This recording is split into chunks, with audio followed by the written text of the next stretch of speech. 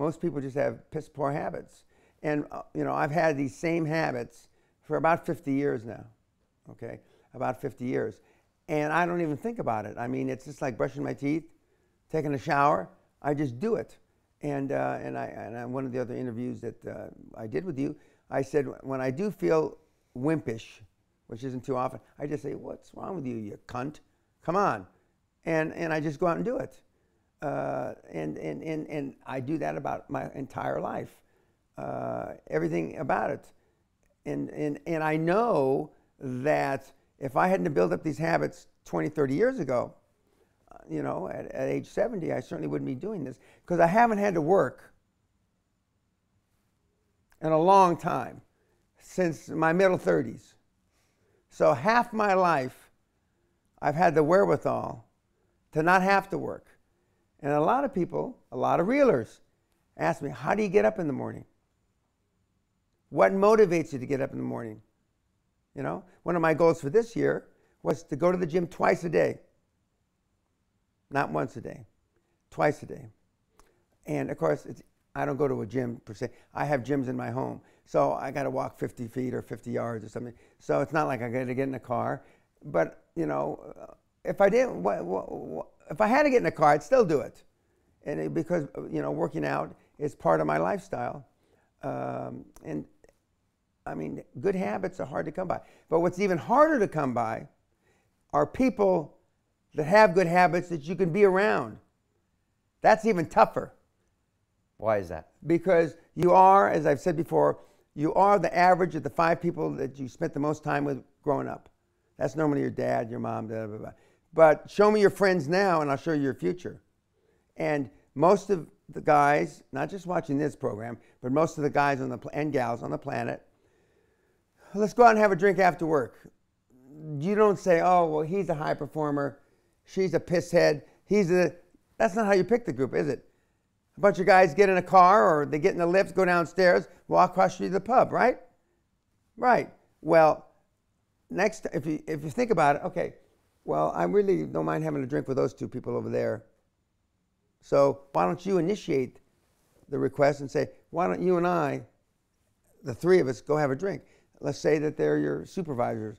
They're people that you look up to. They're more successful than you are, as opposed to the way that you do it now. So people don't spend enough time selecting that peer group, even if they have the good habits. You're saying that's not enough. Yeah, because they go to default. Okay. What are some of your other good habits before we move on? You said, well, working out I know is one of them, but what are some of them, if you had to pick 3 or 4, that highlight you as a high performer? I never give tacit approval. What does that mean? Tacit approval is you say some bullshit, okay? And I don't say anything, I'm quiet. Or I might even consciously or unconsciously shake my head like that. That's giving you tacit approval that I either agree or don't disagree enough to open my fucking mouth. So then now you go away to tell the other reelers, well, you know, Dan agrees with that. Well, that's bullshit. So I go out of my way. And that's not one of the things that scares me, but I go out of my way to make sure that if I hear bullshit, I tell them it's bullshit. That's a good habit in life because it just keeps you with the right people. It gets your message out loud and clear. Correct. And especially in my position, because a lot of people follow me, it's even more important.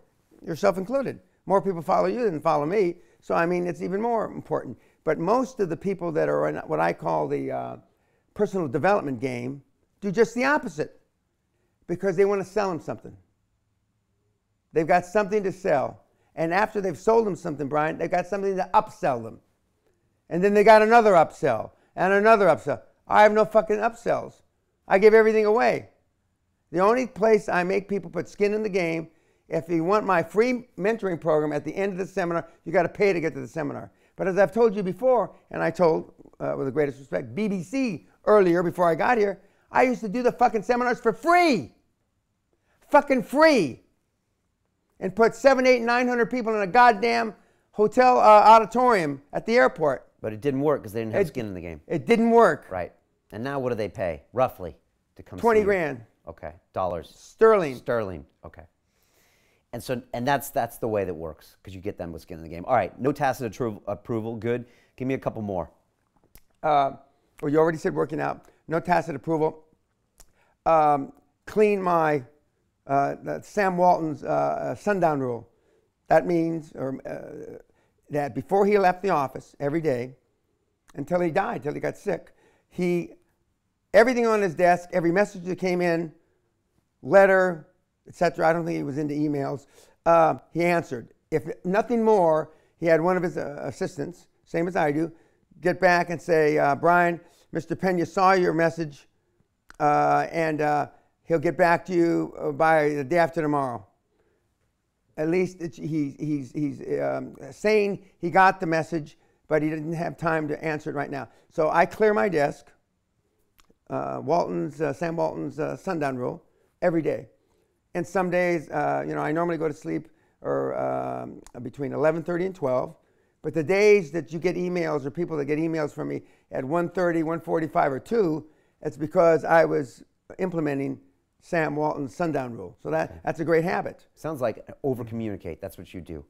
You don't give tacit approval. You get back to people quickly. I get back to people quickly.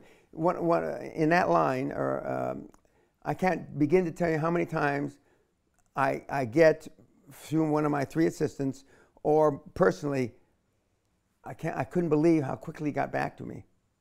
Now, I once taught, this is a lot of years ago, one of the big guys that runs one of the big banks here in the city, 69 days to get back to me. God, Allah, Buddha, the President of the fucking United States shouldn't have to take 69 days to reply. And it was a yes or no. It wasn't some thing he had to think through. I jumped on that cocksucker. I mean, I remember Sally and I took him out to dinner. It took me another 4 or 5 months to get a dinner, and all I did was give him a bollocking. The whole fucking time. I busted his balls. He said he wanted to bring 2 or 3 people with him. Fine. Why do you want that? And he said, because it'll be a learning experience for them. He didn't really know how much of a learning experience. And I said, I'm going to be myself, so-and-so. So you can bring as many as you want. And I ripped him a new fucking rectum. And those people around him had never seen him respond or not respond to getting a bollocking. Does everybody understand bollocking? A ball busting. Yeah. And Sally just, my right leg was all black and blue because that was Sally kicking me under the table. And she says, Dan, and then I got up before dinner and made him pay. I got up, normally that's not how I do it, but Sally, we got to go. Well, the check's not here, so he'll take care of it, don't worry. He brought 3 of his stooges anyway. All right, so over-communicate, and other people should too. Okay. Here's a rough example, and this isn't anything proprietary, but this is a rough example of what one of your communications looked like. Just all caps and reds. I don't know if anyone can see it here. To watch the rest of this fascinating interview, click on the link below and go to LondonRealAcademy.com. There you can sign in with your social media, log in and watch the rest of the episode for free, along with all of our episodes on London Real, my webinars, and all of our premium content, all located over at LondonRealAcademy.com. So click on the link below. You'll be directed there and you can watch the rest of this fascinating interview, and I'll see you there.